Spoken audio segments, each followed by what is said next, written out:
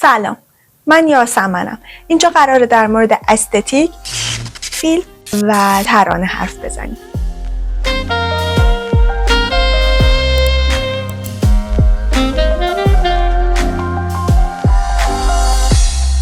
تا حالا براتون اتفاق افتاده که حس بودن توی رویا رو داشته باشین؟ یا اینکه حس کنین قبلا یه جایی بودین، یه جایی که دارین میبینین ولی یادتون نیاد کی و چطوری؟ یه حسی که قبلا داشتین و براتون نوستالژیکه، دچار دژاوو شدین، آشنا پنداری. حتما همه ما تجربهش کردیم که احساس کردیم یه چیزی توی ناخودآگاهمون بیرون زده و حالا ما حس میکنیم که اونو داریم از نزدیک میبینیم. استتیک دریم کور دقیقاً تعریفی از این آشنا پنداری داره.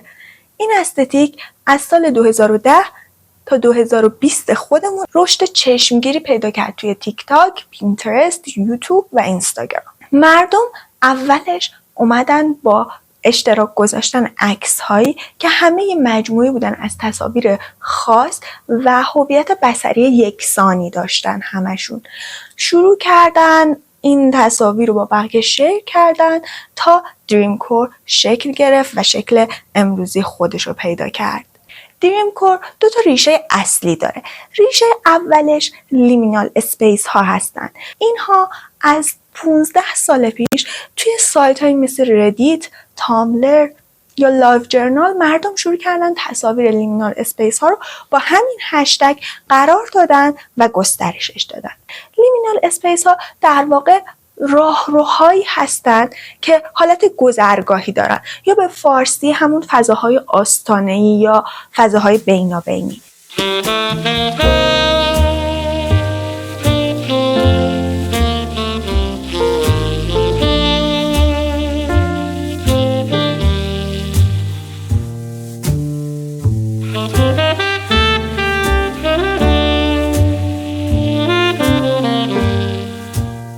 لیمینال اسپیس ها رو همه ما دیدیم، مثل پارک ها و زمین های بازی خالی، راهروها یا راهروهای خالی فروشگاه ها.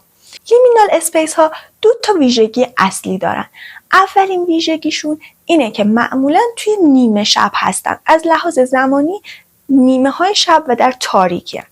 دوم اینکه خالی از آدم هستن. فروشگاهی رو تصور کنید که راهروش رو به کرات دیدیم، اما راهروی خالیش توی نیمه شب یه احساس مبهم و واهم داره، یه چیزی که ما میترسیم ولی خب میدونیم که تجربهش کردیم و خوب دیدیمش.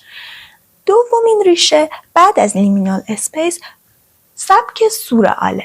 سبک سورئال که به قدیم‌ترا برمیگرده و ما با کاوش توی نقاشی‌های دالی یا رنه مگریت میتونیم این تخیل دریم کوری که توی سورئال هست تجربه بکنیم. ولی خب انقدر سورئال میزان تخیلش بالاست و فراواقع گرایانه است که ما با شناختن دریم کور شاید با خودمون بگیم که نه، این اون نیست. سورئال نمیتونه همون دریم کور و یا اما ما به مانیفست سورئال بعد برگردیم. مانیفست سورئال که توسط آندره برتون مطرح شد میگفتش که سورئالیسم واقعیت برتره، ترکیبی بین رویا و بیداری. همین جمله میتونه به ما ثابت کنه که چقدر دریم کور میتونه الهام گرفته شده از سورئالیسم باشه. اما دریم کور تفاوت خیلی مهمی که با سورئالیسم داره اینه که کاملا مدرن شده و دیجیتاله. عکسایی هستن ادیت شده که اونو ما کاملا دیجیتال بودنش و ارتباطش رو با تکنولوژی میتونیم درک بکنیم. پس نتیجتا سورئالیسم یک معبریه برای شناخت دریم کور.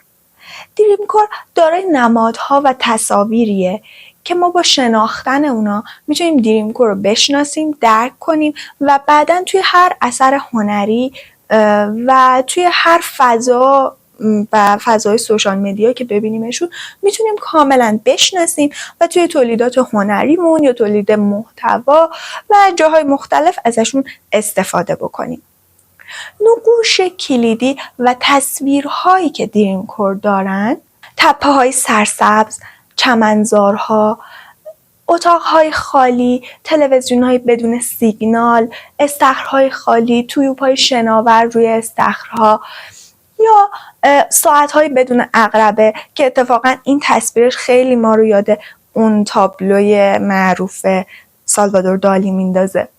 رنگ‌های دریم کور معمولاً بنفش، آبی آسمانی، خاکستری روشن، بیشتر رنگ‌های پاستلی مثل سبز، زرد لیمویی و صورتی آدامسیه. و اگر من بخوام یه پلیلیستی به شما معرفی بکنم که این آهنگ ها استتیک دریم کور رو تو خودشون داشته باشن و معرفش باشن، اولیش آهنگ کامفتبلی نامب از پینک فلویده، دومی موزیک سالواتوره از لانا دل ری و سومی هم موزیک مد هدر از ملانی مارتینز که این دو مورد آخر معمولاً توی آهنگاشون حتماً اثری از یه استتیک وجود داره. و اگه من بخوام یه سری فیلم به شما معرفی بکنم که دریم کور رو تو خودشون داشته باشن، اول از همه 1000 توی پن از گیلرمو دل تورو رو بهتون معرفی میکنم و فیلم دیگه دانی دارکو از ریچارد کلی و ادوارد دستقیچی از تیم برتون که البته تیم برتون تقریبا توی تموم آثارش یه اثری از استتیکا پیدا میشن.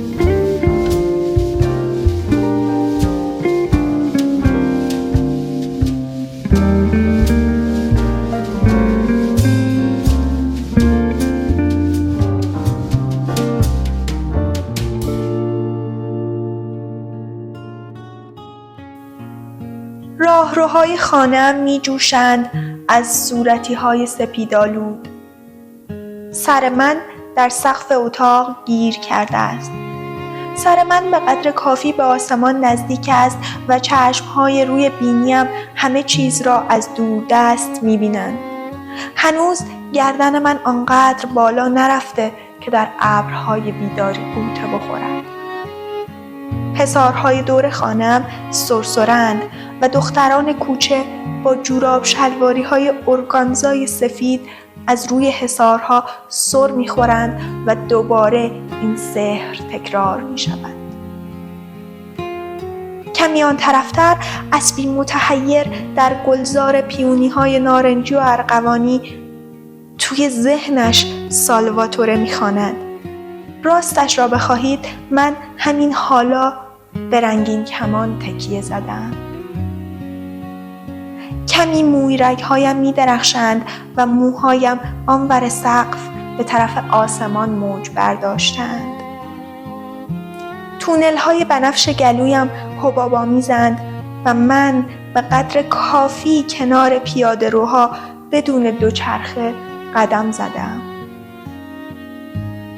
و به قدر کافی هندوانه‌های آبی مه‌آلود را قورت دادم و اگر راستش را بخواهید به قدر کافی با اسب‌ها شیهه کشیدم و با قناری‌ها خواندم و با دلقک ماهی‌ها خندیدم.